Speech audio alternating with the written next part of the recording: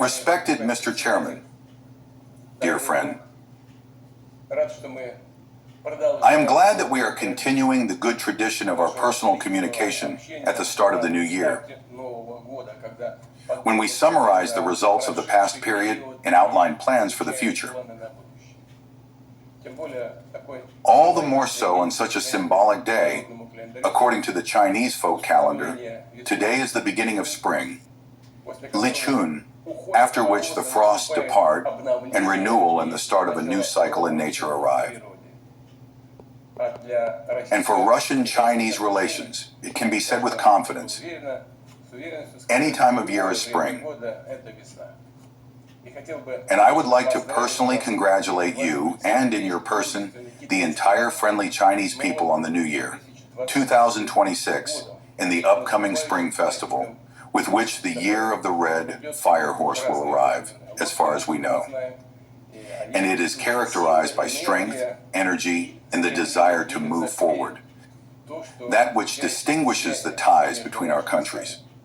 Regardless of the international situation, I am confident in their strength and steady development in all areas.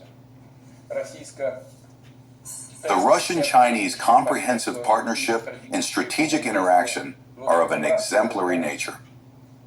This year we mark the 25th anniversary of the Treaty of Good Neighborliness, Friendship, and Cooperation, which is fundamental to our relations. Its further implementation, undoubtedly, meets the fundamental interests of the peoples of the two countries, contributes to the strengthening of the complex, truly comprehensive interaction between Russia and China, and most importantly, to increasing the well-being of our citizens. Taking this opportunity, I would like to once again assure you of firm support for all our joint efforts to ensure the sovereignty and security of the two countries, their socio-economic prosperity, and the right to choose their own path of development. Allow me a few words about the results of the past year. I believe that we succeeded in worthily celebrating, in May in Moscow and in September in Beijing, the 80-year anniversary of the victory in the Second World War.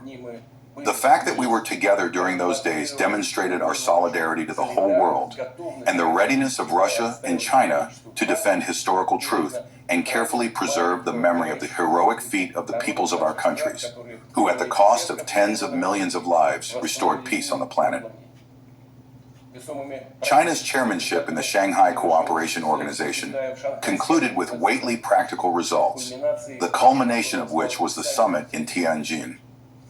During the negotiations in Moscow and Beijing, you and I substantively reviewed the main directions and outlined large-scale tasks for the further deepening of bilateral cooperation.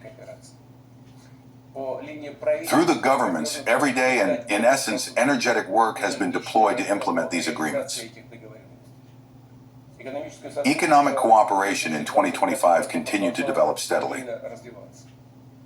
Despite a slight decrease, I would even say a correction of indicators, trade turnover for the third year in a row has surpassed the landmark $200 billion mark with a solid margin.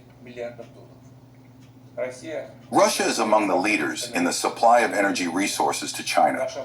Our partnership in energy has a mutually beneficial and truly strategic character. We are conducting an active dialogue in the field of the peaceful nuclear energy, promoting high-tech projects, including in industry and space exploration. The volume of trade in agricultural products, according to our data, grew by more than 20%. We are also satisfied with the pace of increasing humanitarian exchanges. The years of culture concluded with success. More than 400 vibrant events held within their framework aroused genuine interest among the citizens of both countries. We certainly do not stop at this.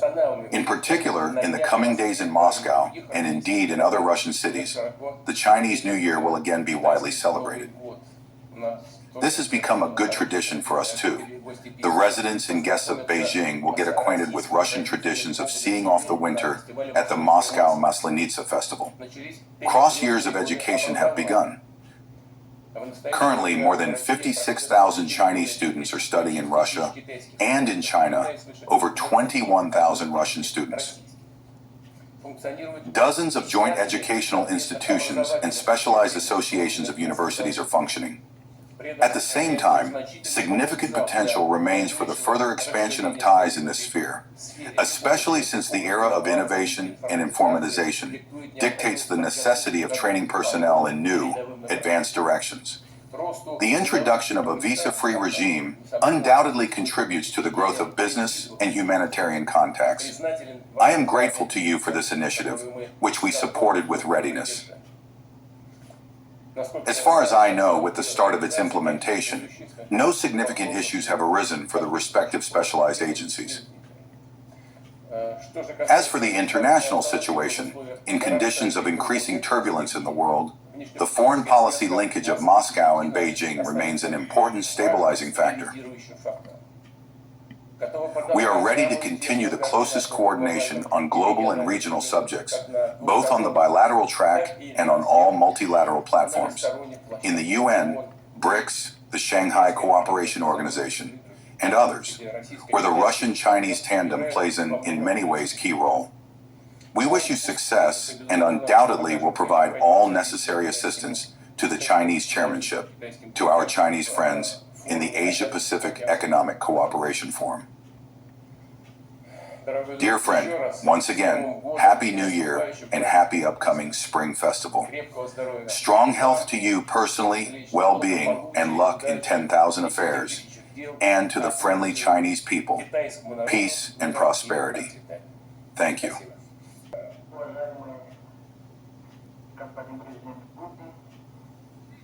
Respected Mr. President Putin, my old dear friend, I am very glad to meet with you at the beginning of the new year in the format of a video conference. Today, according to the lunar calendar, we celebrate Lichun, the beginning of spring. You just mentioned this. Lichun opens the cycle of 24 solar terms and marks the return of spring to the earth. It personifies a new beginning and hope. On such a pleasant and highly symbolic day, I take pleasure in holding an in-depth conversation with you to together develop a new grand plan for the development of bilateral relations. The other day, you specifically sent Comrade Shoigu to China to conduct a synchronization of watches with Comrade Wang Yi on international and regional hotspots for the purpose of preparing for our meeting. Comrade Wang Yi reported to me,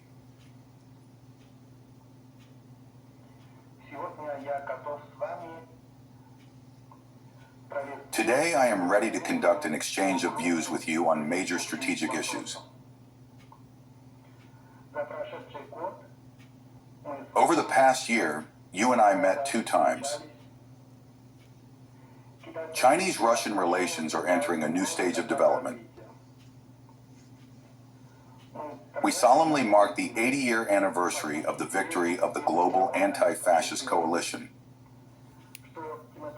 which demonstrates the determination of our countries in defending the results of the Second World War and international justice.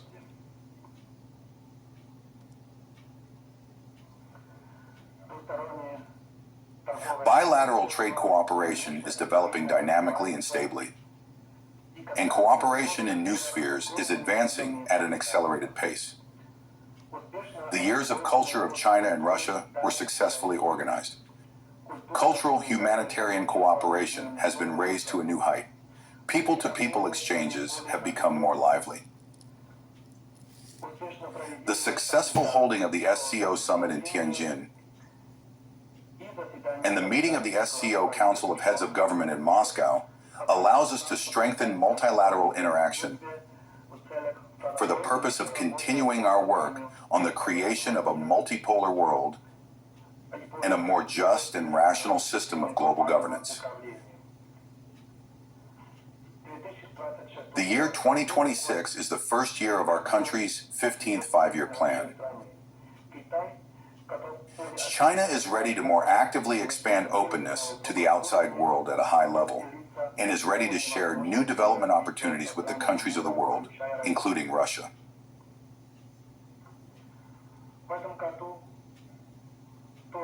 This year also marks the 30th anniversary of the establishment of Chinese-Russian relations of partnership and strategic interaction, the 25th anniversary of the signing of the Chinese-Russian Treaty of Good Neighborliness, Friendship and Cooperation, as well as the opening of the years of education between China and Russia. It is important to take advantage of the historical opportunity, constantly deepen strategic interaction, and together bear the responsibility of major powers for the sake of the continuous development of Chinese-Russian relations along the correct trajectory.